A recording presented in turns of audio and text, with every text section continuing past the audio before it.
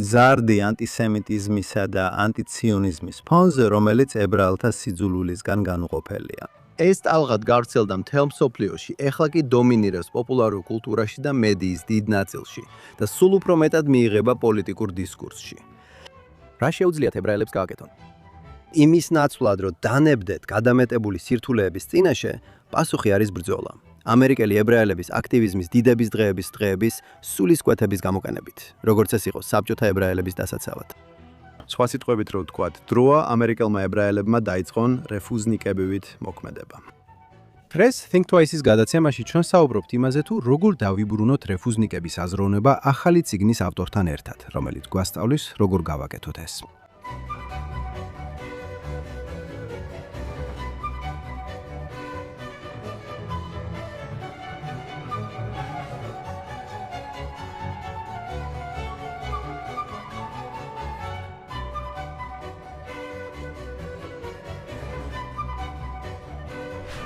გამარჯობა და კეთილი იყოს თქვენი მობრძანება Think Twice-ში. 40 წლის წინ ამერიკელი ებრაელები გაერთიანებულნი იყვნენ აქტივისტურ მოძრაობაში, რომელიც ისტორიული გამარჯვების ზღვარზე იდგა.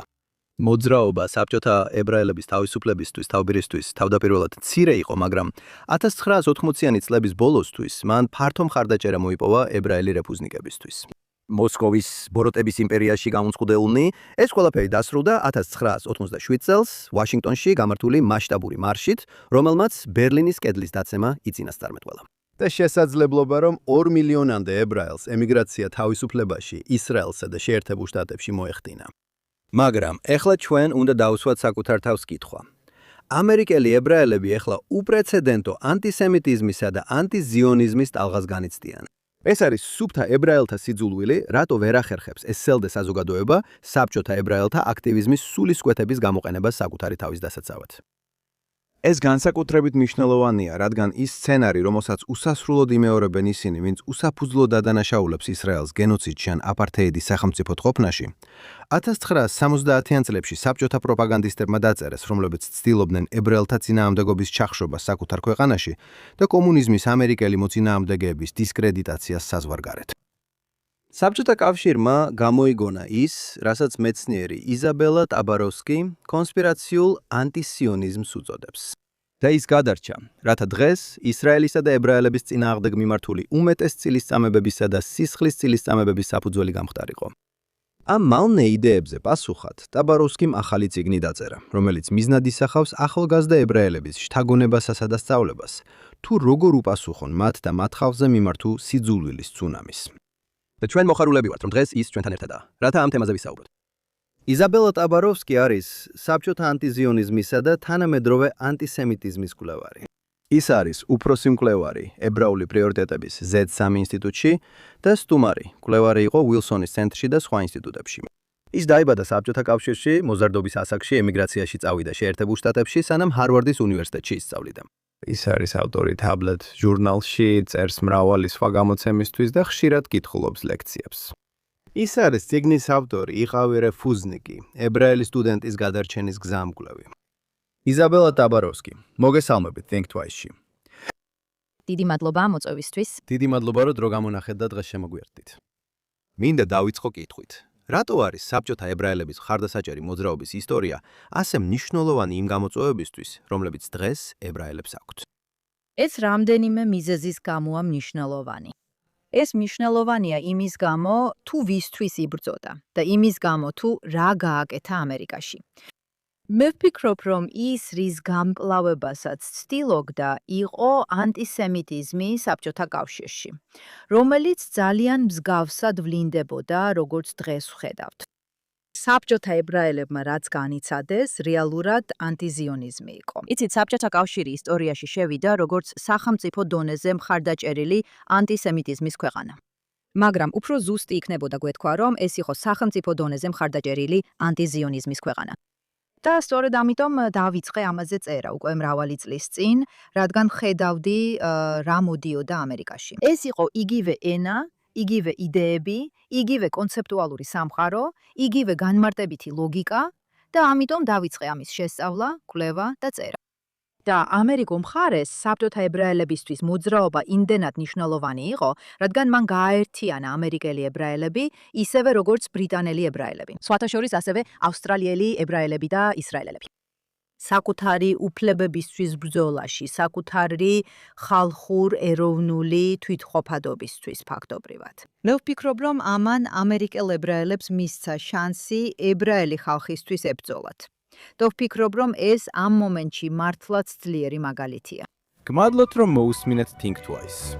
მიუხედავად იმისა, რომ გვისმენთ პოდკასტის ნებისმიერ პლატფორმაზე, ან გვიყურებთ პირდაპირ ეთერში Facebook-ზე, X-ზე ან JNS-ის YouTube არხზე, გთხოვთ მოიწონოთ და გამოიწეროთ JNS, დააცკაფუნოთ ზარზე შეტყობინებებისთვის და დაგვიტოვოთ კარგი შეფასებები. ასევე Think Twice-ის გარდა არსებობს ჯონათან ტობინის ყოველდღიური პოდკასტიც, სადაც მე თქვენთან ვაზიარებ უფრო მეტ სიახლესა და ანალიზს იმ ყველაზე მნიშვნელოვან საკითხებზე, რომლებსაც სტრესს ვაწყდებით. ყოველდღიურ გადაცემას შეგიძლიათ იპოვოთ ჯონათან ტობინის ყოველდღიურის სახელით, JNS-ის არხზე, სადაც პოდკასტებს უსმენთ. და ახლა დაუბრუნდეთ დღევანდელ პროგრამას. დიახ, ეს უკვე დიდი ხნის წინ იყო, 40 წლის წინ. მაგრამ კონტრასტი საბჭოთა ებრაელების მხარდასაჭერი მოძრაობის წარმატებას შორის, თუმცა უნდა დავამატო, რომ ის ძალიან მცირე მასშტაბით დაიწყო შეერთებულ შტატებში და შემდეგ საბოლოოდ გადაიზარდა ისეთ მოძრაობად, რომელმაც მთელი საზოგადოება მოიცვა. მაგრამ კონტრასტი საბჭოთა ებრაელთა მოძრაობის იმ წარმატებასა და ასე ვთქვათ, არათანმიმდევრულ და ხშირად არასაკმარის რეაქციას შორის, რომელსაც ისრაელის გარეთ მცხოვრები ებრაელები ავლენენ მიმდინარე კრიზისის მიმართ, ძალიან თვალსაჩინოა. თქვენს წიგნში თქვენ საუბრობთ რეფუზნიკების აზროვნებაზე, როგორც თქვენ უწოდებთ მას. რა არის ეს? და როგორ შეიძლება მისი დაბრუნება დაეხმაროს ებრაელებს, არა მხოლოდ იმაში, რომ დღევანდელ გამოწვევებს გადაურჩნენ, არამედ ანტიციონისტებიც დაამარცხონ, რომლებიც ფაქტობრივად ანტისემიტები არიან. ფიქრობ, ამ კითხვაზე პასუხის გასაცემად ჯერ უნდა დაუბრუნდეთ კითხვას. ვინ არის რეფუზნიკი? რას ნიშნავს ეს ტერმინი სინამდვილეში? ხო. ამიტომ ვფიქრობ, ეს ასე დამახსოვრდა. როგორც იცით, ებრაელები, რომლებიც ვერ ტოვებდნენ საბჭოთა კავშირს, თქვენ ვერ ტოვებდით საბჭოთა კავშირს. ეს აკრძალული იყო.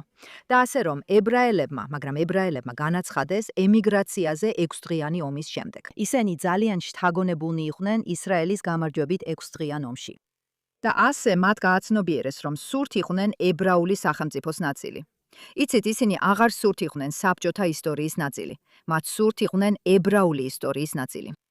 ამიტომაც მათ ემიგრაციაზე განაცხადეს და უარი მიიღეს. მათ უარი უთხრეს. და სწორედ აქედან მოდის ტერმინი რეფუზნიკები. მათ უარი უთხრეს. მაგრამ კიდევ ერთი ტერმინი იყო, ან სხვა გზა, რომ ასე შეგვეხედა და ასე გვეფიქრა ამაზე. და სინამდვილეში მოძრაობის ლიდერები, მოძრაობის აქტივისტები საკუთარ თავს ასე აღიქვამდნენ. სანამ სახელმწიფო მათ უარს ეტყოდა, ისინი ქავად ამბობდნენ უარს სახელმწიფოზე. და მათ უარი თქვეს. რაც ყველაზე მნიშვნელოვანია ჩვენთვის დღეს, მათ უარი თქვეს იმ გარიგებაზე, რომელსაც სახელმწიფო სთავაზობდა. მათ უარი თქვეს იმ იდეაზე, რომ ებრაელებად მტრულ გარემოში უნდა ეცხოვრათ და მიეღოთ ან შეგუებოდნენ ანტისიონისტურ იდეებს, რომლებიც ყველგან ვრცელდებოდა. იცით, საბჭოთა კავშირმა 1967 წლიდან დაიწყო მართლაც მასშტაბური ანტისიონისტური კამპანია. საბჭოთა კავშირი ყოველთვის ანტისიონისტური იყო, მაგრამ 1967 წლიდან ეს კამპანია განსაკუთრებით ინტენსიურად დაიწყო, როგორც ქვეყნის შიგნით, ისე მის ფარგლებს გარეთ. და ამიტომ ისინი ამბობენ, ჩვენ ამას ვეწინააღმდეგებით, ამდეგებით, არ გვინდა ამ პირობებში ცხოვრება, ჩვენ ებრაელები ვართ. და სხვათა შორის ჩვენ ასევე ვეწინააღმდეგებით იმ აზრს, რომ იმისთვის, რომ მიგვიღონ, უნდა დავთმოთ ჩვენი ებრაული იდეის, ჩვენი ებრაული იდენტობის ყველა ასპექტი. იცით? და ისინი მაინც არ მიიღებენ ამას. ვფიქრობ, ესეც დიდი გაკვეთილია ამ მომენტისთვის. ებრაელები, რომლებიც ფიქრობენ, რომ შეიძლება უნდა დათმონ გარკვეული წარმოდგენები იმის შესახებ, რას ნიშნავს იყო ებრაელი, უნდა დათმონ თავიანთი სიონიზმი, უნდა დათმონ კავშირი ისრაელთან. და მაშინ ისინი შეიყვარებენ და მიიღებენ პროგრესულ სივრცეებში. მაგრამ ისინი ცდებიან, ისტორიულად ვიცით, რომ ასე უბრალოდ არ ხდება. რაც უფრო მეტს თმობ, მით უფრო მეტის დათმობას გთხოვენ. და ეს უკვე დღესაც ხდება. ჩვენ ხედავთ, რომ ეს ხდება დიდ ებრაელ ანტისიონისტებთან, როგორიცაა პიტერ ბაინარდი. იცით, ისინი უკვე აწყდებიან ამას. ამიტომ რეფუზნიკის აზროვნება პირველ რიგში ვფიქრობ არის ეს წინააღმდეგობა და უარი იმ ნამცეცების მიღებაზე, რომელსაც გაძლევენ შენი ებრაული იდენტობის დათმობის სანაცვლოდ. ამიტომაც ვიწყებ წიგნს ასე. ჩემი პირველი თავი ეძღვნება შენი სიონიზმის დაბრუნებას. ყოველი თავი ძირითადად გაკვეთილია, რომელიც მოდის იმ მოძრაობიდან, მაგრამ ასევე ჩემი ინტერვიუებიდან ახალგაზრდა ებრაელ აქტივისტებთან დღეს.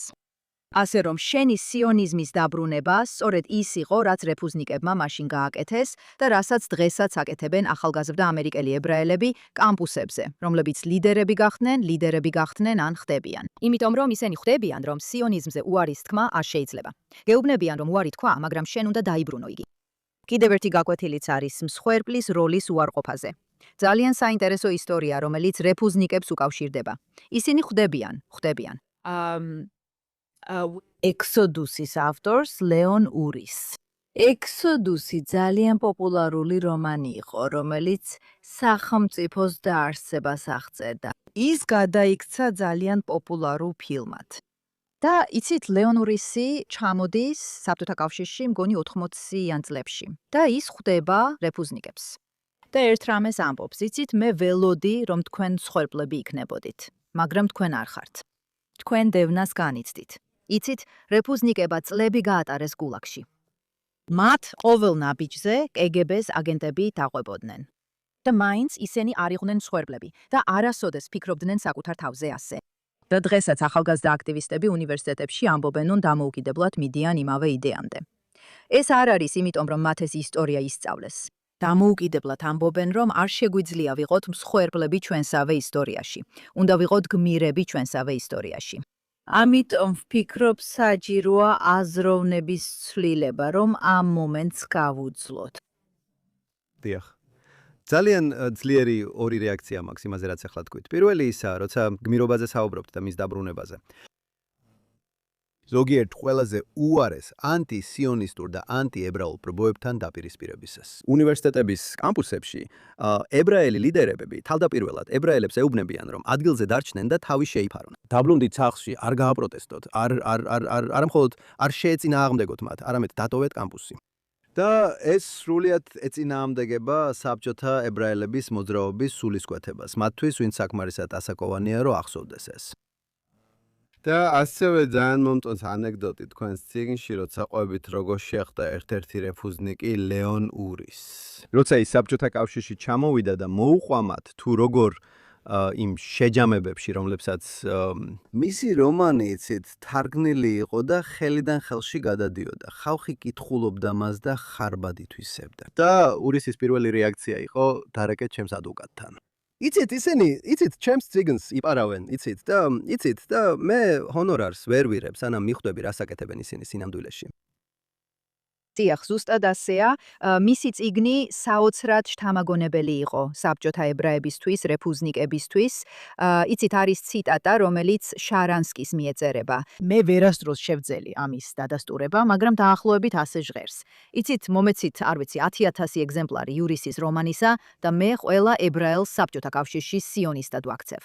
არ ვიცი, მართალია თუ არა, მაგრამ ნამდვილად ასე მოხდა. ისინი, ვინც ეს წიგნი წაიკითხა, ნამდვილად ძალიან ძლიერად იმოქმედა მათზე და ისინი მართლაც გახდნენ. არსებობს უამრავი ანეკდოტი, სადაც რეფუზნიკები ამბობენ, რომ მათი მეგობრები და ნათესავებიც კი, რომლებიც არასდროს იყვნენ განსაკუთრებულად სიონისტები, ამ წიგნს კითხულობდნენ და მათ უცებ ისეთი ძლიერი კავშირი იგრძნეს მიწასთან, სახელმწიფოსთან, სახელმწიფოს დაარსების ისტორიასთან, რომ ეს მართლაც სიონისტებად აქცევდათ. დიახ, ეს ებრაული ისტორიისა და ებრაული ლიტერატურული ისტორიის საინტერესო თავია. იცით, ლეონ იურისი პოპულარული რომანისტი იყო. ის ძალიან მაღალ შეფასებას ვერ იღებდა ლიტერატურულ წრეებში, მათ შორის ებრაულ ლიტერატურულ წრეებშიც. მაგრამ მისმა წიგნმა უზარმაზარი გავლენა მოახდინა, ბევრად უფრო დიდი, ვიდრე ვინმეს წარმოედგინა, როცა გამოვიდა. უბრალოდ იმიტომ, რომ ის პასუხობდა ებრაული იდენტობის აღდგენის საჭიროებას. ეხლა მინდა განვიხილო ის 6 სტრატეგია, რომელზეც წიგნში წერს. და მასში, როგორც შენ ამბობ, საბჭოთა ებრაელთა მოძრაობის ისტორიებს ურევ თანამედროვე წარმატებების მაგალითებს. პირველი მათგანი იყო დაიბრუნე შენი სიონიზმი. ეხლა იცი, ეს საინტერესო რამეა. მე თვითონაც მესაუბრე ებრაელ სტუდენტებს. ხანდახან, იცი, გესმის მახსოვს ერთი ახალგაზრდა სტუდენტი, რომელიც კამპუსზე ებრაელთა ლიდერი იყო. და იმ სკოლაში, სოციალურ მედიაში მას ხშირად პატარა მისიონისტს ეძახდნენ. და მან ეს მართლაც მიიღო. მან თქვა, ხო, ეს მე ვარ. მაგრამ სიმართლე ისაა, რომ უმეტესობა ახალგაზრდა ებრაელებისა, რომლებიც ამ ეგრეთ წოდებული პროგრესულ ამერიკულ საგანმანათლებლო სამყაროში იზრდებიან, სადაც კრიტიკული რასის თეორიის, ინტერსექციონალობის, კოლონიზატორთა კოლონიზმის, სიონიზმის ზრდის გამო, იცი ებრაელები, იცი ისრაელი არის. ისინი ყველა იდენტიფიცირებულნი არიან როგორც თეთრი დამთრგუნველები, რაც დიდი ტყუილია. ადამიანებისთვის ძალიან რთულია თავიანთი სიონიზმის დაბრუნება. მე ვფიქრობ, გარკვეულწილად ეხლა უფრო რთულია ვიდრე ოდესმე. კი, ვფიქრობ ალბათ მართალი ხართ. ვფიქრობ ეს ძალიან რთული პერიოდია და ის რასაც წიგნში ვამბობ და რაც ჩემთვის მართლაც მნიშვნელოვანია და ეს ასევე რაღაცაა, რაც ერთ-ერთი აქტივისტისგან ვისწავლე, ვისაც ინტერვიუ ავუღე, ადელა კოხაბისგან, რომელიც ამბობს, ხო იცით თქვენ ყველა ვერ იქნება აქტივისტი და არც უნდა იყოს ყველა აქტივისტი. იცით, შეიძლება გინდათ ადვოკატი იყოთ და არა აქტივისტი. ის საკუთარ თავს ადვოკატად მიიჩნევს და წიგნში ხსნის განსხვავებას. მაგრამ მე კიდევ უფრო შორს წავალ. ვფიქრობ, რომ თუ შეხედავთ საბჭოთა ებრაელთა მოძრაობას, თუ შეხედავთ რეფუზნიკების მოძრაობას, ხომ იცით, თავად რეფუზნიკები, რომლებიც საბჭოთა კავშირის გულში იყვნენ, რომელიც ყველაფერზე ძლიერი იყო, ხომ ასეა? მათ ნამდვილად ნულოვანი ძალა ჰქონდათ. მაგრამ როგორ აწყობდნენ ისინი საკუთარ მოძრაობას? ხომ იცით, ყველა ნატან შარანსკი არ არის. ყველა არ არის ისეთი, რომ ყოველ ნაბიჯზე სისტემას ეწინააღმდეგებოდეს. და მზად იყოს ტანჯვისთვის, როგორც მან იტანჯა, ხო? ზუსტად, 9 წელი გულაგში, ყველაზე მკაცრ ციხეებში. ამ რწმენითა და გადაწყვეტილებით, რომ ის არ დაემორჩილება არც ერთ ბრძანებას, რომელსაც გიგებე მისცემს. ეს გაგრძელდა ბოლომდე, მან ბოლომდე შეასრულა ეს. ყველა ვერ იქნება ესეთი და არც ყველა სჭირდება ესეთი იყოს. ესე რომ მე ამას კონცენტრულ წრეებად ვხედავ. ასე რომ ყავს ადამიანები, როგორიცაა შარანსკი და შეიძლება კიდე რამდენიმე ათეული, რომლებიც მართლაც ცნობილი რეფუზნიკები გახდნენ, ისინი იყვნენ ის ადამიანები, ვის გარშემოც ამერიკელი ებრაელები ერთიანდებოდნენ. ისინი მოძრაობის სიმბოლოებად იქცნენ. და მათ გარშემო იყო აქტივისტების კონცენტრული წრე. შეიძლება ვთქვათ, ეს იყო რამდენიმე ასეული ადამიანი, შეიძლება რამდენიმე ასეული ადამიანი, რომლებიც მათ მხარს უჭერდნენ. ანუ ისინი, ვინც მონაწილეობდა თვითგამოცემული ლიტერატურის ბეჭდვაში, ზოგი მათგანი, ვინც ლეონურისის რომანის ეგზემპლარებს ხამით აკრებდა, ხომ ასეა? ისინი, როგორც იცით, გულაგში მყოფ პატიმრებთან კომუნიკაციას ამხარებდნენ, ასე რომ ესეც რამდენიმე ასეული ადამიანია. ისინი ასევე საფრთხეში იყვნენ, შეიძლება ისინი ნაკლებ საფრთხეში იყვნენ, ვიდრე ისინი, ვინც შუაშია. და შემდეგ არის უფრო ფართო წრე მათ გარშემო, მაგრამ ჩვენ არც კი ვიცით, რამდენი ადამიანი იყო, ვინც უარი თქვა გასვლაზე. ჩვენ არ ვიცით. შეიძლება 10,000-ობით იყო, შეიძლება მეტი. იცი, ზოგი მათგანი ასევე მონაწილეობს მოძრაობაში, მაგრამ ბევრად უფრო მცირე და ჩუმად. სხვათა შორის მეორე წრეში ასევე არიან ებრაული ენის მასწავლებლები, რომლებიც განსაკუთრებულად იყო სამიზნე ეგების მხრიდან. და შემდეგ იმ გარე წრეში არიან ადამიანები, რომლებიც ამ ებრაულის გაკვეთილებზე მოდიან. ესენი არიან ადამიანები, რომლებიც შესაძლოა რაღაცას ძალიან ჩუმად, ზურგ ჩანთაში, წერტილიდან A წერტილში B მიიტანენ და არავინ იცის ამის შესახებ. ან იქნებ ისინი მიდიან და ყიდულობენ ქაღალდს ამ თვითგამომცემლობის პროექტისთვის, იცი? ან იქნებ ისინი უბრალოდ ადამიანები არიან, რომლებიც სამზარეულოში საუბრობენ და შვილებს, რომლებიც სკოლიდან ბრუნდებიან და ეუბნებიან. ახლა ხან მითხრეს, რომ ისრაელი აგრესორია და ისრაელი არაბ ქალებსა და ბავშვებს გასართობად კლავს, პასუხობენ. იცი, ესე რომ იქნებ უბრალოდ შვილებს ეუბნები, რომ ეს ტყუილია. ამიტომ ვფიქრობ, რომ ეხლა სწორედ ამ მდგომარეობაში ვართ. არ მგონია, რომ ყველა უნდა დადგეს ბრბოს წინაშე. ეს ყველასთვის არ არის. ყველა ვერ იქნება შაბოს გესტენბაუმი. ყველა ვერ იქნება იალი აკობი, რომელიც სოციალურ მედიაში ნამდვილად იბრძვის ამ ბრძოლაში. და ვიცი, რომ მისთვის ეს ადვილი არ არის. იცით, ყველას აქვს შედეგები, იცით, მათ პროფესიულ ცხოვრებაში და იცით, რასაც ისინი აკეთებენ, ამასაც აქვს შედეგები, მაგრამ ისინი ამას ირჩევენ, მაგრამ ყველას არ სჭირდება ასე იყოს.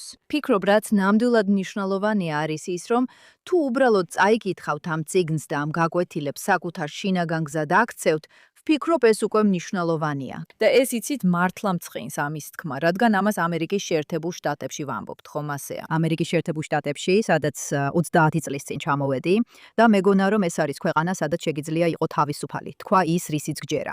და რა თქმა უნდა, იყო თავისუფალი და გახსნილი როგორც ებრაელი. ძალიან კარგად მახსოვს ეს გამოცდილება, როცა პირველად დავიწყე ჩემი გზა იუდაიზმისკენ. და ჩვენ ვიჯექით ვიღაცის სახლში, შაბათს, ვღეროდით სიმღერებს და ფანჯრები ღია იყო. და ვიფიქრე, რა საოცარია, რომ არ გიწევს ებრაელად დამალვა, რომ შეგიძლია ღიად იმღერო ქუჩაში. იცით, ჩემთვის ძალიან სამწუხაროა, რომ ეს შეიცვალა. მაგრამ სწორედ ამიტომ ვფიქრობ, რომ ეს გაკვეთილები ძალიან მნიშვნელოვანია. მაშინაც კი ყველაზე მნიშვნელოვანი ამ ეტაპზე ვიტყოდი, არის ის, რომ ახალგაზრდებმა კამპუსებზე არ მისცენ პროპაგანდას მათზე გავლენის მოხდენის უფლება. ახალგაზრდა ებრაელებისთვის, რადგან ძალიან ბევრი პროპაგანდა მიზნად ისახავს მათ ჩვენი ტრადიციებისგან დაშორებას, ყველაფრისგან, რაც ისინი არიან როგორც ებრაელები. და შეგვიძლია თუ არა, იცით, შეიძლება ეს გავლენა შეგვიძლია თუ არა, ეს ციგნი, იცით, შეუძლია თუ არა, ყველას გადარჩენა. ალბათ არა, მაგრამ იმედი მაქვს, რომ ზოგიერთს მაინც დაეხმარება. ეხლა თქვენი სტრატეგიის მეორე ნაწილი თქვენ უწოდებთ თვითგანათლებას. ამ ნაწილში თქვენ საუბრობთ მცდელობაზე, რომ გაიზარდოს ებრაელთა განათლების დონე ყოფილი საბჭოთა კავშირის ტერიტორიაზე, სადაც ებრაული სწავლა, იუდაიზმი, სიონიზმი და ებრაული ენა რამდენიმე 10 წლეულის განმავლობაში ფაქტობრივად აკრძალული იყო. ეხლა მიუხედავად იმისა, რომ გარემოებები საკმაოდ განსხვავებულია, იცით, ეს მაიძულებს ვიფიქრო იმაზე, თუ როგორ არიან ბევრი ამერიკელი ებრაელი თავიანთი გზით ისეთივე ებრაული თვალსაზრისით გაუნათლებლები, როგორც საბჭოთა ებრაელები, რომლებიც მოწყვეტილნი იყვნენ ებრაულ სამყაროს. დიახ, ზუსტად ასეა და იცით, ცოტა დრო დამჭირდა, რომ ეს გამეგო. მახსოვს, ამერიკაში დაბადებული ამერიკელი ებრაელები მეუბნებოდნენ, რომ იცით, განათლების თვალსაზრისით დიდად განსხვავებული არ არის. თავიდან არ მჯეროდა. და ახლა ეხლა ვფიქრობ, რომ ეს ძალიან მართალია. და იცით, ვფიქრობ, ჩვენგან ბევრს ებრაულ სამყაროში ახლა ვსაუბრობთ იმაზე, რომ ებრაული განათლება უნდა გადაიხედოს. რადგან საქმე მხოლოდ ებრაული განათლების გაზრდაში არ არის. რადგან ვიცით, რომ ბევრი ანტისიონისტი ებრაელი, რომლებიც ყველაფერს ეწინააღმდეგებებიან ებრაულ ერთობას, ჩვენს კავშირს ისრაელთან, იცით, მათ ჰქონდათ ებრაული განათლება. ასე რომ, კითხვა ისმის, რა ტიპის ებრაული განათლება? სინამდვილეში მე ვფიქრობ, რომ ებრაული ენა ამერიკელი ებრაელებისთვის ისეთივე მნიშვნელოვანია, როგორც იყო საბჭოთა ებრაელებისთვის. რადგან ეს შეუძლებელია. არსებობს იმდენი ებრაული კულტურა, ებრაული კულტურა, რომელიც ებრაულად იქმნება, რომ ვერ შეძლებ ნამდვილ კავშირს. ფიქრობ სრულად შენს ხალხთან. თუ არ გაქვს მაინც რაღაც საბაზისო უნარები რო გაიგო, წაიკითხო, მოისმინო. იცი, ყოველთვის საუბრობ ისრაელის მუსიკაზე, როცა პირველად დავიწყე ებრაული სწავლა და დავიწყე ფრაზების დაჭერა ლიტურგიიდან სრულიად სეკულარულ ისრაელის მუსიკაში. და მახსოვს, როგორი დაუჯერებელი იყო ეს ჩემთვის. ფიქრობდი, ეს სრულიად არარელიგიური არტისტია, მაგრამ ეს ფრაზები ებრაული ლოცვიდან და თორადან იმდენად დიდი ნაწილია ისრაელის ცნობიერების, რომ მათ საკუთარ სიმღერებში იყენებენ. ეს მართლაც საოცრად მეჩვენებოდა. და თუ ებრაული არ იცი, ეს ყველაფერი გამოგრჩება. და ნამდვილად საჭიროა უკეთესი განათლება ისრაელზე. და სიონიზმზე. ამაზე იცი და არა როგორც რაღაც პროპაგანდა, უბრალოდ დაივიწყე პროპაგანდა. ხალხმა უბრალოდ არ იცის ეს ისტორია.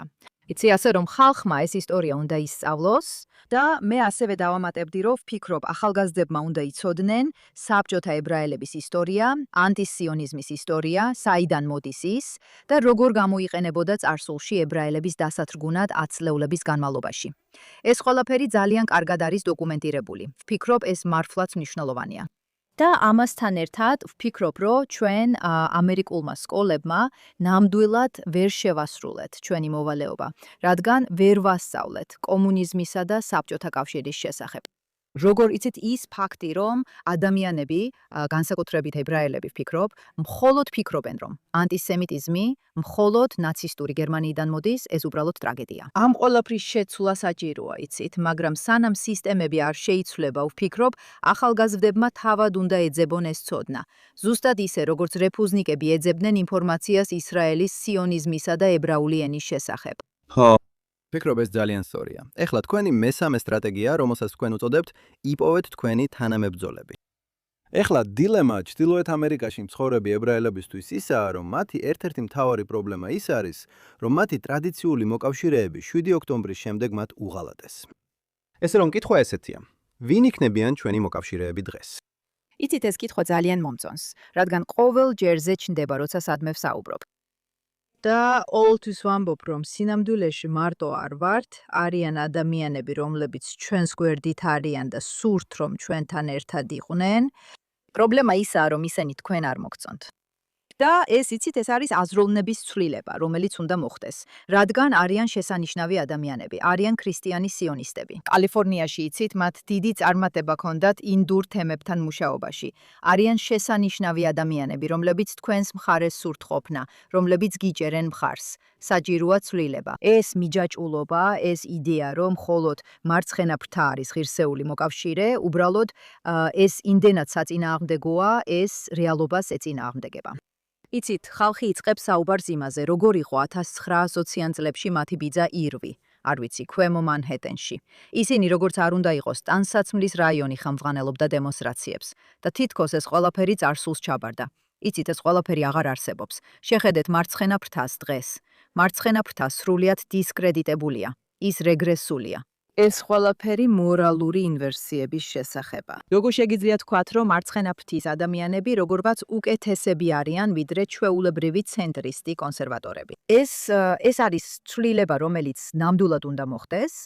ხო, მე ვფიქრობ, რომ ეს უაზრობაა, მაგრამ აბსოლუტურად მართალი ხარ. ბევრი ებრაელი უბრალოდ ვერ აცნობიერებს, რომ ამერიკაში ათეულობით მილიონი ქრისტიანია, რომლებიც ისრაელის გულმხურვალე მხარდამჭერები არიან. მაგრამ რადგან ისინი სხვა საკითხებზე არ ეთანხმებიან, მათ იქნება ეს აბორტი თუ სხვა რამ მათ მიუღებლად მიიჩნევენ ან საუბრობენ იმაზე, რომ ზოგიერთი შეიძლება ფიქრობდეს, რომ ებრაელები ქრისტეს დაბრუნებისას მოექცევიან. და ეს დაახლოებით ასეა. ხო ფიქრობ, რომ იესო დაბრუნდება? აბა რაზე ღელავ? მაგრამ ეს თითქოს არ მოქმედებს, რადგან ეს კულტურულია და იმიტომ რომ ვიცი, ეს პოლიტიკას ეხება. და როგორც ხშირად ვამბობ ამერიკაში დღეს და სინამდვილეში დასავლეთის დიდი ნაწილისთვისაც, პოლიტიკა ასრულებს იმ როლს, რასაც ადრე რელიგია ასრულებდა ადამიანების ცხოვრებაში. ესე რომ ეს არის ის, რაც მათთვის ნამდვილად მნიშვნელოვანია. და ამიტომაც ესე გაუჭირდათ, რომ მიუახლოვდნენ თავიანთ მეგობრებს და აღიარონ ეს. იცით, როგორც არ უნდა ბნელად ჩანდეს სურათი ახლა. 2020 წელს, იცით, 2026 წლის მაისში, მზარდი ანტისემიტიზმის ფონზე იცით, ებრაელები ამ ქვეყანაში მარტო არ არიან. და იცით, სიონიზმის მხარდაჭერა დიდია, ხრმად არის ამერიკის პოლიტიკური დინამიკის ნაწილი. უბრალოდ ამაზე ხშირად არ საუბრობენ. სწორია, ზუსტად ასეა. იცით, მე ხშირად ვსაუბრობ ამაზე, მაგალითად, წყვილების ურთიერთის კონტაქტობის კონტექსტში. ეს იცით, ეს დაახლოებით ასეა. ამერიკაში ებრაელები რატომღაც ფიქრობენ, რომ თუ ვინმეს მოკავშირე ხარ, ეს ნიშნავს, რომ უნდა დაქორწინდე მასზე. მაგრამ ასე არ მუშაობს ეს ყველაფერი. იცით, შეიძლება უბრალოდ რამდენიმე საკითხში შეთანხმების საფუძველზე იყო ვიღაცასთან ერთად და ეს სრულიად ნორმალურია. იცით, როგორც ხშირად ვამბობ, ეს დაახლოებით ასეა. თქვენ გეგონათ, რომ მარცხენასთან იყავით დაქორწინებული, მაგრამ მემარცხენეები წავიდნენ და სხვაზე დაქორწინდნენ და აღარ დაბრუნდება. ასე რომ, უნდა შეწყვიტოთ იმაზე დარდი, ვინც წავიდა და დაიწყოთ იმ ადამიანებისკენ ყურება, ვისაც ჩვენთან ყოფნა უნდა. დიახ, ეს ძალიან კარგად თქვით. ეს შესაფერისი ანალოგიაა. ეხლა თქვენი შემდეგი სტრატეგია თქვენს წიგნში ასე უწოდებთ: გააკეთეთ მოულოდნელი. ეხლა თქვენი საბჭოთა ებრაელობის მაგალითი ამაზე ის შემთხვევაა, როცა რამდენიმე ებრაელი ცდილობდა თვითმფრინავის გადაცემას. და თქვენი თანამედროვე მაგალითი არის ებრაელი, რომელიც უნივერსიტეტს უჩივის.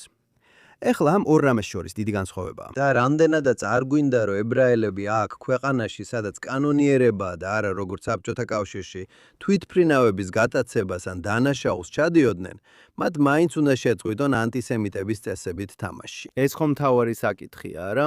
დიახ, ზუსტად ასეა. და წიგნშიც ვაკეთებ ამ განმარტებას, რომ ცხადი იყოს, რომ თვითმფრინავების გატაცებას არ უჭერ მხარს. მაგრამ დიახ, უფრო კრეატიული გზებით მოქმედება. იცი, შენ არ გჭირდება უბრალოდ მახსოვს სადღაც 7 ოქტომბრის შემდეგ, არ მახსოვს რომელი უნივერსიტეტი იყო, მაგრამ უნივერსიტეტმა ებრაელებისთვის გზა გადაკეტა. და მერე ებრაელებს მოუწიათ სხვა შესასვლელით შესვლა. და ვერ დავიჯერე ეს. ვერ დავიჯერე, რომ მართლა ასე მოიქცნენ. იცი, რომ უბრალოდ არ დადგნენ და არ თქვეს, რატო არ შეგვიძლია აქ გავლა. იცი, ეს საბოლოოდ ზუსტად ისაა, რასაც შაბოს კესტენბაუმი აკეთებს იმ ვირუსულ ვიდეოში, რომელსაც წიგნშიც ვახწერ. და ალბათ ბევრმა ნახა ეს, სადაც ის მიდის MIT-ის ბანაკთან, სხვათა შორის მას ურჩიეს, რომ იქაც კი არ მისულიყო, როგორც ჩვენ ახსენე. ზოგიერთი ტრადიციული, დამკვიდრებული ებრაული ორგანიზაციები, მათი წარმომადგენლები ამბობდნენ, არ წახვიდე იქ, არ გამოიწვიო, არ დაუპირისპირდე, უბრალოდ გაიარე, ჩვენ გავდივართ, დემონსტრაცია, შენ კი სახლში წახვალ. მაგრამ ის პირდაპირ მიდის და ამბობს, იცით, უბრალოდ მინდა შევიდე. მე ამერიკის მოქალაქე ვარ და ეს უნივერსიტეტია, ეს საჯარო სივრცეა. რატომ არ შემიძლია? და ისინი არ უშვებენ. ბოლოს და ბოლოს ის მაინც შედის. აი ესეთი ქმედებები, იცით, საბჭოთა ებრაელთა მოძრაობაში, ისინი წარმოუდგენლად კრეატიულები იყვნენ თავიანთი პროტესტებით. ფიქრობ, სწორედ ამან მიიპყრო ყურადღება მოძრაობის მიმართ. ისინი იყენებდნენ ბიბლიურ ფრაზებს, მაგალითად, გაათავისუფლე ჩემი ხალხი. მე ვარ ჩემი ძმის დამცველი. მართლაც კრეატიული ქუჩის აქცია. ვფიქრობ, ჩვენც უნდა დავიწყოთ მსგავსი რაღაცების მოფიქრება. და სამართლიანობისთვის უნდა ითქვას, რომ ეხლა ჩნდება მოძრაობები, რომლებიც უფრო ქვედა დონიდან იწყება. მაგალითად, მოძრაობა ანტისიონიზმის წინააღმდეგ, მგონი ასე ქვია. მათ აქვთ კრეატიული სლოგანები. რაც, ხომ იცით, სწორედ ეს გვჭირდება. მეტი ქუჩის აქცია გვჭირდება, მეტი ქუჩის პროტესტი გვჭირდება. იცით, ხალხი გაბრაზებულია, გამოხატეთ თქვენი გაბრაზება საჯაროდ. ეს უბრალოდ ერთ-ერთი გზაა. არ ვამბობ, რომ ყველას ასე უნდა მოიქცეს. უბრალოდ ვამბობ, ეს მაგალითია. იცით, ნუ ყოველთვის მიყვებით წესებს. ზოგჯერ შეიძლება, რომ არ მიყვეთ წესებს. ხო, მგონი ეს მთავარი აზრი და ეს იყო საბჭოთა ებრაელთა მოძრაობის ისტორია. კიდევ ერთხელ ვფიქრობ, ბევრი იყო უკუქცევითი ანალიზი, სადაც ყველამ თითქოს იფიქრა, რომ როგორც დასრულდა, ისე დაიწყო ყველაფერი. ის ასე არ დაწყებულა. იცით, ეს არ იყო რაღაც, რასაც ებრაული ისტაბლიშმენტი მხარს უჭერდა. თავიდან ეს მასობრივი მოძრაობა არ ყოფილა. ეს იყო რაღაცა, რასაც მხოლოდ ბუშიმები, დისიდენტები, ებრაელი დისიდენტები იწონებდნენ. და იცით, ზოგიერთი მათგანი კარგ მიმართულებაში წავიდა, ზოგი კი ცუდში. მაგრამ თავარი ისაა, რომ ისინი წესებს არ ემორჩილებოდნენ. და იცით, ეს იყო ერთადერთი გზა გადარჩენის, რადგან წესების დაცვა ნიშნავდა, რომ მეორე მხარე გაიმარჯვებდა, რადგან მათ აქვთ მთელი ძალაუფლება. და იცით, ეს არის რაღაც, რაზეც ვერ დათახლები. ზუსტად, მაგრამ იცით, ვიტყოდი, რომ ჩვენც კი წესების ფარგლებში ვართ. არ ვფიქრობ, რომ ყველაფერს ვაკეთებთ, რაც შეგვიძლია. იცით, კიდევ ერთხელ, თუ უბრალოდ ქუჩის პროტესტებს შევხედავთ, იცით, ძალიან ბევრი რამ შეგვიძლია გავაკეთოთ იმ წესების ფარგლებში, რაც არსებობს. იცით, ვგულისხმობ, მნიშვნელოვანია ისრაელის დროშებით გამოსვლა, მაგრამ ალბათ კიდევ უფრო მეტი შეიძლება გაკეთდეს, იცით, უფრო საინტერესო რაღაცები, უფრო კრეატიული რაღაცები. ასე რომ, აქ ძალიან ბევრი სივრცეა გაუმჯობესებისთვის. დიახ. შემდეგი სტრატეგია, რომელსაც თქვენ წიგნში გვთავაზობთ, არის მსხვერპლის როლის უარყოფა. და ვფიქრობ, ეს ძალიან კარგი რჩევა, მაგრამ ეს ეწინააღმდეგება იმას, თუ როგორ მუშაობს თანამედროვე კულტურა. იმიტომ, რომ განამსხვერპლის სტატუსი არ არის ის, რასაც ყველა ეძებს დღეს კულტურაში, რომელიც ადიდებს მსხვერპლობას და თითქოს სძულს წარმატება. დიახ, ასეა, იცით, საინტერესოა ის, რომ ერთხელ ვიღაცამ მითხრა, რომ ფიქრობდა, ეს თავი იყო ყველაზე რადიკალური ჩემს წიგნში. და მანამდე ასე არასდროს მიფიქრია. და მაინც ახლა ინტელექტუალურად მესმის, რატო იტყოდნენ ამას. მოხედეთ, ვფიქრობ, გარკვეულწილად ეს თავი რეალურად პირველ ქავს უკავშირდება, რომელიც ამბობს, რომ დაიბრუნო შენი სიონიზმი, რადგან სიონისტები არასდროს ყოფილა მსხვერპლები, ხომ ასეა. სიონიზმი ყოველთვის იყო იმის შესახებ, რომ ჩვენ შეგვიძლია, ჩვენ თვითონ შეგვიძლია ამის გაკეთება. ეს ყველაფერი საკუთარ თავზე დაგრძნობაზეა, შენი მიზნების მიღწევაზე. და ვფიქრობ, სწორედ ეს არის მენტალიტეტის ცვლილება. და მე ვერ ვხედავ მიზეზს, რატომ არ შეგვიძლია ამის გაკეთება. ასე რომ, არა უშავს და სხვებმა იცხოვრონ თავიანთი მსხვერპლის როლში. მე ვფიქრობ, ბევრად უფრო ძლიერია, თუ ამას არ გავაკეთებთ, თუ უბრალოდ საკუთარი ქმედების უნარს დავიბრუნებთ და. უბრალოდ ძალაუფლების პოზიციიდან განვაგრძოთ და არა მსხვერპლის როლიდან. რა გვაქვს დასაკარგი? მფიქრობ, რომ ბევრი მოსაპოვებელი არ არის ბრძოლაში ან იმაში, რომ ჩვენი ადგილი დავიმკვიდროთ ამ მსხვერპლობის ოლიმპიადაში. იცით, ჩვენ იქ მაინც არ მოგცემენ ადგილს. კულტურა ეს მჩაგვრელ-დაჩაგრულის კულტურა უკვე ჩამოყალიბებულია. ამიტომ რას ვაპირებთ? ვეცდებით მივიდეთ და დავარწმუნოთ ისინი, რომ არა, ჩვენც მსხვერპლები ვართ. ეს უბრალოდ ძალიან სუსტი პოზიცია, რომლიდანაც უნდა იმოქმედო. დიახ, ვფიქრობ აბსოლუტურად მართალი ხარ და ვფიქრობ, ბოდიში, თუ გახსოვს, ოსკარზე იყო სკანდალი, იცი, კინოს ჯილდოებზე რამდენიმე წლის წინ, როცა წესებს ცულიდნენ, რომ საუკეთესო ფილმის ნომინანტები მხოლოდ მაშინ ყოფილიყვნენ მისაღები, თუ ისინი საკმარისად მრავალფეროვანი იყვნენ. და ბევრი ებრაელი არტისტი, იცი, ვინც ბოლომდე არ იყო მოწყვეტილი თავის ებრაულ იდენტობას, ამბობდა: მოიცადეთ, ჩვენც მსხვერპლები გვინდა ვიყოთ. იცით, ჩაგვრთეთ თქვენ DEI კატეხიზმოში.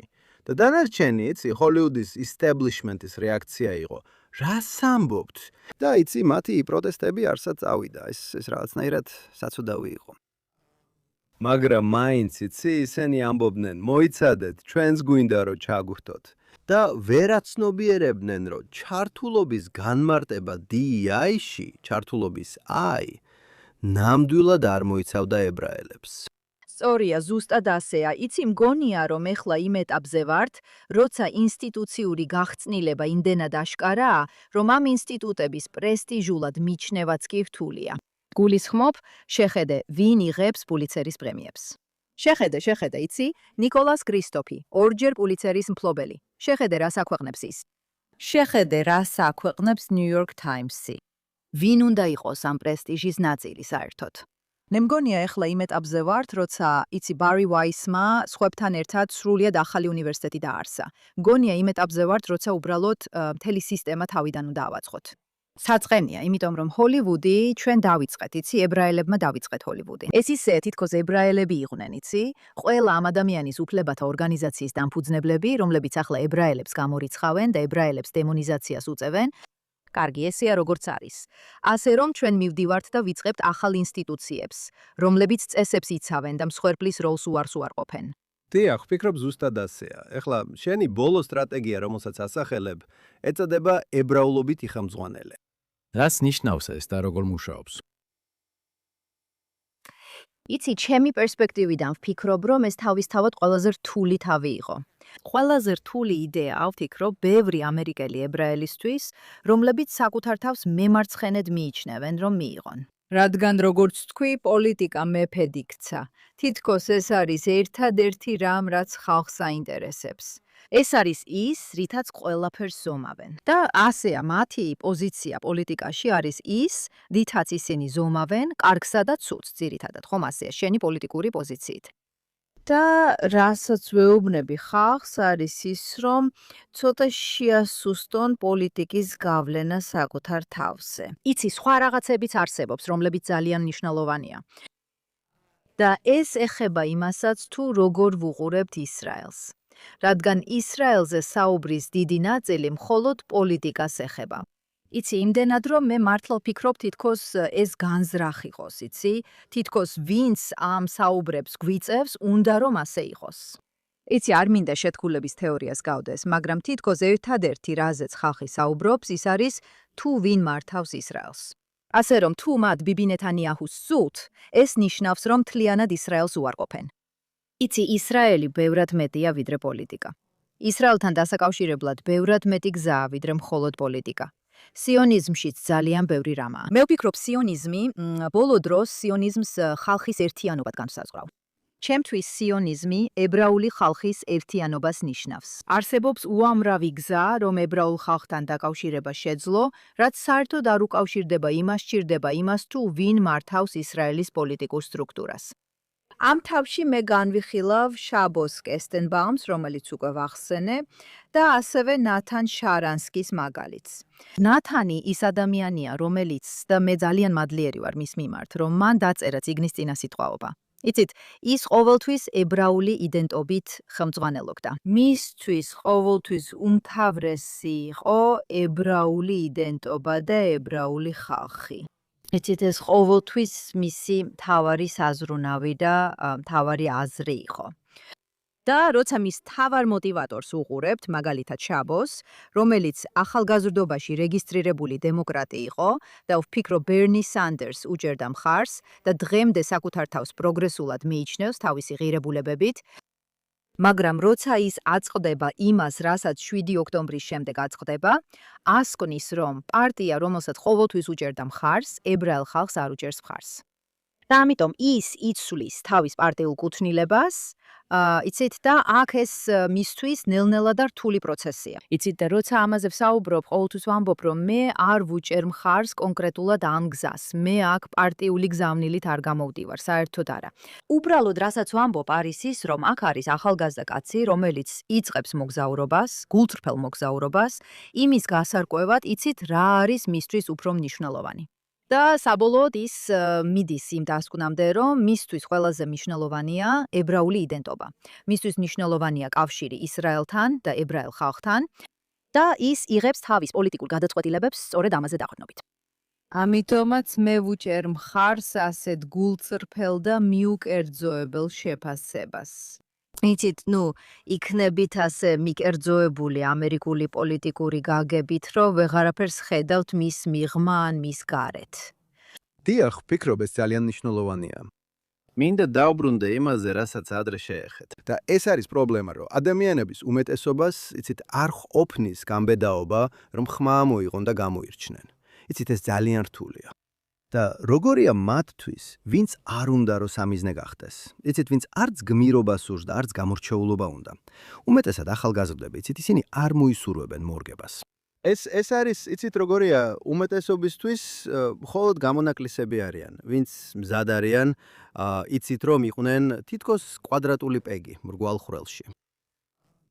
კიდევ ერთხელ, როგორ შეეძლო ჩვეულებრივ ებრაელ სტუდენტს, ახალგაზრდას, როგორ ეწინააღმდეგებოდნენ ისინი? იცით როგორ გახდნენ ისინი თავიანთი გზით რეფუზნიკები? მოიცადეთ, ნახეთ, იცით. პირველ რიგში ამას ერთ-ერთი ახალგაზრდა, ვისაც ვესაუბრე, ალისა ბერნშტეინის სიტყვებით ვიტყვი, ნახეთ, გააკეთეთ რაღაც პატარა. გააკეთეთ რამე პატარა ებრაულთან დაკავშირებული. გააკეთეთ რაღაც ებრაული, თუნდაც ძალიან პატარა, რაც გაკავშირებთ იუდაიზმთან, რაც გაკავშირებთ თქვენს ებრაულ იდენტობასთან. ანთეთ შაბათის სანთლები, არავის არ უნდა ნახოს ისინი. იცით, ატარეთ თქვენი დავითის ვარსკვლავი. არ არის საჭირო გამოაჩინოთ, არ არის საჭირო გარეთ ატაროთ. იცვით ის თქვენზე, რომ იცოდეთ, რომ ის იქ არის. იცით, ეწვიეთ ისრაელს. დაუკავშირდით სხვა ადამიანებს, რომლებიც თქვენაირად ფიქრობენ. იცით, იქნებით მარტო და იფიქრებთ მხოლოდ საკუთარ თავში, არამედ დაუკავშირდით სხვა ებრაელებს. იცით, ბევრი ებრაელია, ვინც საკუთარ თავს 8 ოქტომბრის ებრაელად მიიჩნევს, რომლებმაც აღმოაჩინეს, მათ შორის ახალგაზრდებმაც, რომ მათი კავშირი ებრაულ იდენტობასთან ძალიან მნიშვნელოვანია მათთვის. და ამიტომ ისინი რეალურად მიდიან და ამ კავშირს ამაღრმავებენ. ნაწილობრივ ეს არის ჩემი თავის აზრი. იპოვო თანამებრძოლები. იბრძოლე სხვა ადამიანებთან ერთად. იქნები მარტო. უბრალოდ შექმენი შენი პატარა წრე, არ არის საჭირო რომ მთელ სამყაროს აჩვენო თავი, მაგრამ უბრალოდ შეინარჩუნე ეს შუქი შენში. დიახ. ეხლა შენს წიგნში შენ ახსენებ ისტორიულ თავს, რომელიც ვფიქრობ ძალიან მნიშვნელოვანია ჩვენი დროისთვის და ეს არის ის, რომ ყოველთვის შეიძლება გადაიბირონ გარკვეული რაოდენობის ებრაელები, რომლებიც ანტისიონისტებისა და ანტისემიტების ბინძურ საქმეს აკეთებენ. და ეს დღესაც ნამდვილად ასეა. მაგრამ შენს წიგნში მიუთითებ მნიშვნელოვან პრეცედენტზე, როდესაც ებრაელები საბჭოთა კავშირის და კომუნიზმის ისტორიაში ისრაელის წინააღმდეგ საუბრობდნენ. შეგიძლია მოგვიყვე იმ ებრაელებზე, რომლებიც ანტისემიტური საბჭოთა რეჟიმის დავალებებს ასრულებდნენ, როგორც კომუნიზმის ადრეულ წლებში, ასევე 1970-იან წლებში. რადგან ეს ისტორიის ის თავი არის, რომლის შესახებაც ვფიქრობ, უმეტესობა, განსაკუთრებით ამერიკელი ებრაელებისა ძალიან ცოტა იცის. იცით, მე ვიწყებ ბუნდისა და IF სექციის, კომუნისტური პარტიის ებრაული სექციის ისტორიით. ეს ისტორია დღესაც ძალიან აქტუალურია, რადგან ჩვენ ცხოვრობთ ამ უცნაური ბუნდის ნოსტალგიის ეპოქაში. იცით, ახლახან გამოვიდა ახალი წიგნი ბუნდის შესახებ და იმაზე თუ როგორი შესანიშნავი იყო თითქოს. ყველა ებრაელი, ვინც არ სურდა სიონისტობა, ერთად ოცნებობდნენ, იცით, ამ ებრაულ სოლიდარობაზე და ასე შემდეგ, ასე შემდეგ. პირველ რიგში ეს ბუნდის რეალური არასწორი წარმოჩენა და დამახასიათებელია, რადგან ბუნდი სინამდვილეში ნაციონალისტური იყო. იცით, მათ უბრალოდ სურდათ ყოფილიყვნენ ნაციონალისტები დიასპორაში. ამიტომ დღევანდელი სოციალისტები, ებრაელი სოციალისტები, რომლებიც ბუნდს ნატრობენ და ამბობენ, რომ ნაციონალიზმის წინააღმდეგი არიან, ამიტომაც უნდათ ბუნდისტები იყვნენ, იცით, ისინი გაუცდებიან თუ მართლა გაიგებენ, ვინ იყვნენ ბუნდისტები. მაგრამ ამბავი ასეთია ზედმეტი დეტალების გარეშე, რომ ბუნდის წევრებს ბოლშევიკები, ლენინის პარტია იწვევენ ებრაულ სექციებში, რომელთა ამოცანაცაა, რომ რუსი ებრაელობა თავიანთ მხარეს გადაიყვანონ. ეს არის საბჭოთა მთავრობა, ებრაული სექცია, რომელიც, როგორც იცით, კომუნისტური პარტიის შიგნით არსებული კომუნისტური პარტია, რომელიც უკვე მართავს საბჭოთა კავშირს. ზუსტად ასეა, ეს ხდება 1917 წლის რევოლუციის შემდეგ 20-იანი წლების დასაწყისში. და ეს ებრაული სექციები, რომლებიც რუსულად F-სექციადაა ცნობილი, რაც რთული სათქმელია, მაგრამ მინდა აღვნიშნო, ისინი მართლაც საშინელებებს ჩადიან. იცით, ისინი დევნიან განსაკუთრებით სამ რამეს ებრძვიან. ებრძვიან ებრაულ ენას, ებრძვიან სიონიზმს და ებრძვიან იუდაიზმს. და სურთ სამივე მთლიანად აღმოფხრან. იცით, ეს მათთვის ასევე შესაძლებლობაა, რომ ძველ მტრებს, სიონისტებსაც დაუპირისპირდნენ, რადგან რევოლუციამდე ისინი კონკურენტი პარტიები იყვნენ. ამიტომ ისინი ორივეს დევნიან, ებრაულ ენასაც და რელიგიასაც მთლიანად აღმოფხრიან. და ამის დიდი ნაწილი, იცით, ნაწილობრივ კომუნისტური პლატფორმითა და მიზნებით არის მხარდაჭერილი. და რაღაც ნაწილი უბრალოდ მათი საკუთარი ენთუზიაზმია. მაგრამ რაც ხდება საბოლოოდ, იცით, ისინი არიან ბუნდის წევრები, რომლებიც საბოლოოდ უერთდებიან კომუნისტურ პარტიას. ისინი არც კომუნისტებისთვის, არც რუსი კომუნისტებისთვის საკმარისად ინტერნაციონალისტები არ არიან, რომლებიც მათ უბრალოდ ასე უყურებენ. კარგი, ესენი მაინც ებრაელები არიან, ისინი მაინც ებრაული ნაციონალისტები არიან. და ისინი საბოლოოდ ზუსტად იმავე ბანაკებში აღმოჩნდებიან, სადაც სიონისტები იყვნენ. იქ არიან სიონისტი ამხანაგებიც, რომლებიც ადრე გაგზავნეს იმ ბანაკებში. ეს მართლა ძალიან მტკივნეული მაგალითია იმისა, რა ხდება, როცა ებრაელები უერთდებიან ამ უნივერსალისტურ ინტერნაციონალისტურ მოძრაობებს, რადგან საბოლოოდ მათი ებრაელობა საერთოდ არ ითმენება. და რაც შემდეგ ხდება, რა თქმა უნდა, შემდეგ მოდის ჰოლოკოსტი, რომელიც ყველას ანადგურებს.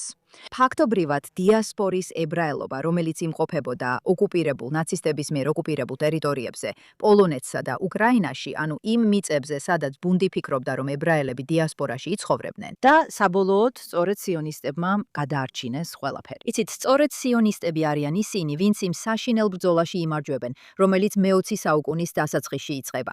და სწორედ ისინი არიან, ვინც მოაქვთ, ვინც ამხარებენ, ვინც ასრულებენ თავიანთ პოლიტიკურ პროგრამას. ისინი ქმნიან სახელმწიფოს.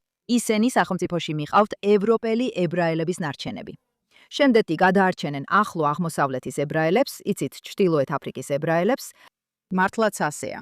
და საბოლოოდ ისინი გადაარჩენენ საბჭოთა ებრაელებს, ხომ ასეა, როცა საბჭოთა კავშირი დაიშალა. და 70-იანებშიც კი, სად წავიდნენ ებრაელები? ისინი ისრაელში წავიდნენ, ზოგმა ამერიკაში გადაინაცვლა, მაგრამ უმეტესობა საბოლოოდ ისრაელში აღმოჩნდა. ასე რომ, იცი, ბუნდისადმი ნოსტალგია თითქმის მორბიდულია, ხო გესმის, რადგან ეს უბრალოდ ისტორია. ბუნდის ისტორია მთავრდება მასობრივი განადგურებით, მთავრდება ებრაელების გენოციდით. მაშინ, როცა სიონისტებმა შექმნეს სიცოცხლით სავსე კულტურა, რომელიც გრძელდება, იცი, და წარმოშობს ამ საოცარ კულტურას, რომელიც დღეს ისრაელში გვაქვს. და შემდეგ მოგვიანებით უბრალოდ ძალიან სწრაფად ვიტყვი, იცი, საბჭოთა რეჟიმმა ნამდვილად იცოდა, როგორ მოეხდინა ებრაული იდენტობით მანიპულირება. და როცა ანტისიონისტური პროპაგანდა იწყება 67 წლის ომის 6-დღიანი ომის შემდეგ, ისინი ასევე ებრაელებსაც გადაიბირებენ, რომ სიონიზმის წინააღმდეგ ილაპარაკონ. და ამ ებრაელებს, რა თქმა უნდა, იცით, ეუბნებიან რა თქვან. ისინი სახელმწიფოს მიერ არიან შერჩეული. ზოგი მხრივ შეიძლება ითქვას, რომ მათ არჩევანი არ აქვთ, მაგრამ სინამდვილეში აქვთ. უბრალოდ მათ კარიერას შესწირავდნენ, მაგრამ უარის თქმაც შეეძლოთ. თუმცა ამას არ აკეთებენ. ისინი სახელმწიფოს მიყვებიან. და ასე რომ იცით პირდაპირ ვთქვათ, ბევრი ადამიანი ესე იქცეოდა საბჭოთა კულტურაშიც. ეცეთ, ანუ აი ეს არის მქავარი, ისინი ყველანი ერთგვარი სხვერპლები იყვნენ, მაგრამ გმირები ნამდვილად არ ყოფილან. დიახ, ესეა, რა თქმა უნდა. კი, არა, ეს გასაგებია, ახსნადია. მაგრამ ეს ასევე იმედგამაცრუებელია და ვიცი, რომ რეფუზნიკები მათ უყურებდნენ. ისინი ნამდვილად არ სცემდნენ მათ პატივს. მართალია. იცი, შემდეგ 80-იან წლებში შეიქმნა საბჭოთა საზოგადოების ანტიზიონისტური კომიტეტი. და ისინი მთლიანად, ისინი კგბ-ს ქმნილებაა. და ისინი მსოფლიო ებრაელებს მიმართავენ, ისინი მიმართავენ გლობალურ მემარცხენეებს. და საინტერესოა ის, რომ გლობალური მემარცხენეები მათ სიტყვას ენდობიან. გლობალურ მემარცხენეებში, მათ შორის მემარცხენე ებრაელებიც, ამბობენ, ნახეთ, ეს ანტიზიონისტი ებრაელები საბჭოთა კავშირში ამბობენ, რომ SSR-ში ანტისემიტიზმი არ არსებობს და ისინი ამბობენ, რომ საბჭოთა ებრაელებს ზიონისტები არ სურთ, ისრაელი არ სურთ, არანაირი ინტერესი არ აქვთ ამ ყველაფრის მიმართ და ისინი მართლა ენდობიან მათ სიტყვას. იცით, ეს იყო კგბ-ს ტყუილები, პირდაპირ მნიშვნელობით. ეს კომიტეტი კგბ-ს საფარი იყო. ასე რომ იცით, ეს ხდება. ეს მთელი ისტორიის განმავლობაში ხდებოდა.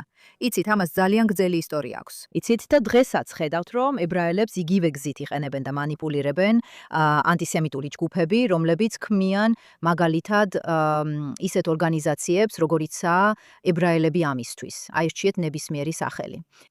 რა თქმა უნდა, ეხლა ეს სხვანაირადაა, რადგან ამერიკაში ებრაელები ამას საკუთარი არჩევანით აკეთებენ. იცით, არავინ აიძულებს მათ ამას. ასე რომ ეს სხვა ამბავია.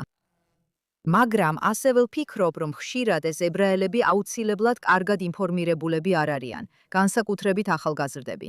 ასე რომ ეს რთული სურათია. დიახ, ეს ტრაგედია და როგორც თქვენ ეხლა ხან თქვით, იცით, ებრაული სოციალისტური ბუნდის ისტორიის გამოყენების ტაქტიკა, როგორც იარაღი სიონისტ ებრაელების წინააღმდეგ, დღეს ბუნდი, იცით, არ იდგა იმ ადამიანების მხარეს, რომლებიც ებრაელების გენოციდს გეგმავდნენ. გულისხმობ, ისინი იყვნენ მსხვერპლები იმ ადამიანებისა, რომლებიც ებრაელების გენოციდის ჩადენას აპირებდნენ. განსხვავებით დღევანდელი ანტისიონისტი ებრაელებისგან, რომლებიც არსებითად ჰამასის, ირანის და მათი მოკავშირეების ბინძურ საქმეს აკეთებენ, და ვფიქრობ, ეს იდეა, რომ ისინი, როგორც თქვენ თქვით, სიონიზმის ალტერნატივა იყვნენ, იმდენად მცდარია. იცით, ამ მხრივ, მიუხედავად იმისა, რომ ისინი პოლიტიკურ მეტოქეებად ითვლებოდნენ, სრულიად განსხვავებული ხედვა ჰქონდათ.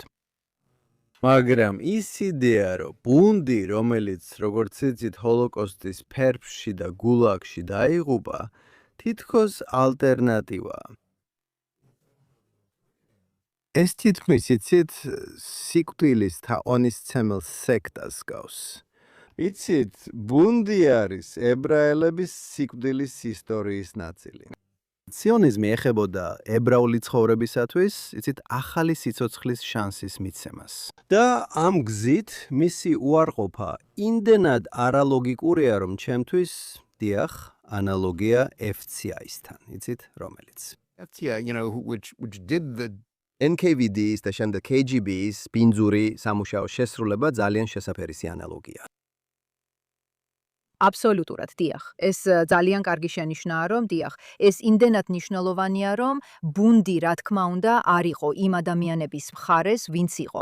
გულისხმობ, გარდა იევ სექციისა, ებრაული სექცია იმ ადამიანების მხარეს იყო, ვინც სინამდვილეში ებრაელების წინააღმდეგ იდგა. მაგრამ ეს მხოლოდ მცირე ნაწილი იყო. ზოგადად, რა თქმა უნდა, ზუსტად ასეა. ბუნდისტები. ისინი არ იყვნენ იმ ზიონისტების მხარეს, რომლებიც ვარშავის გეტოში სიცოცხლისთვის იბრძოდნენ. იცით, ეს არის ბუნდიზმის დასასრულის რეალობა. ეხლა კი დიახ, იმის გათვალისწინებით, რომ ანტისემიტიზმი და ანტიზიონიზმი დღეს ჩვენს პოპულარულ კულტურასა და პოლიტიკაში ყველგანაა, ბევრი ებრაელი მართლაც სასოწარკვეთილია მომავლის გამო. მაგრამ თქვენ წიგნს ოპტიმისტური ნოტით ასრულებ, როცა ისრაელის წარმატებას ასახელებთ. და რატო ნიშნავს ეს იმას, რომ იცით, ეს თაობა თითქოს განწირულია ანტიზიონიზმის თაობისთვის. ანტიზიონისტები ისეთივე განწირულები არიან მარცხისთვის, როგორც იცით, ისინი კგბ-ში, ვინც ფიქრობდა, რომ ისრაელს დაამარცხებდნენ. მართლა გჯერათ, რომ ისტორია ისრაელის სიონიზმის მხარესაა და არა იმ პოპულარული კულტურის კერპების მხარეს, რომელსაც როგორც ჩანს, ყველა ეთაყვანება. იცით, მე უბრალოდ ვირჩევ იმედს. ჰატიკვა. რა სხვა გზა არსებობს? ანუ, მე მართლა მჯერა, რომ იცით მე ფუნდამენტურად მჯერა, რომ საბოლოოდ სიმართლე იმარჯვებს. იცით, ჩვენ დგავართ ანტისიონისტური მოძრაობის პრობლემის წინაშე, რომელიც ტყუილების უზარმაზარ ტალღაზეა ამხედრებული. იცით, ეს ტყუილები 10 წლეულების განმავლობაში საბჭოთა კავშირმა შექმნა მათთვის, შემდეგ კი მათაც აითვისეს და შემდეგი 10 წლეულების განმავლობაში თავიანთი ტყუილებიც დაამატეს. იცით, ეს მართლაც გასაოცარია, როცა უყურებ და აცნობიერებ ამას. უბრალოდ, იცით, როცა უყურებ იმ სიძულვილს, რომელსაც ებრაელები დასავლეთში აწყდებიან და აცნობიერებ, რომ ეს ყველაფერი ტყუილზეა დაფუძნებული. იცით, მაგალითად, როგორც ღაზაში გენოციდის შესახებ ტყუილი. ეს უბრალოდ ტყუილია, ხომ ასეა? და გულისხმობ იმას, რომ სისხლიანი ცილისწამებები ყოველთვის ტყუილებზე იყო დაფუძნებული. ასე რომ არ ვამბობ, რომ ეს ადვილი იქნება და არც იმას ვამბობ, რომ სწრაფად მოხდება, მაგრამ ვფიქრობ, რომ საბოლოოდ სიმართლე გაიმარჯვებს, იმიტომ რომ აბა სხვანაირად როგორ შეიძლება იყოს.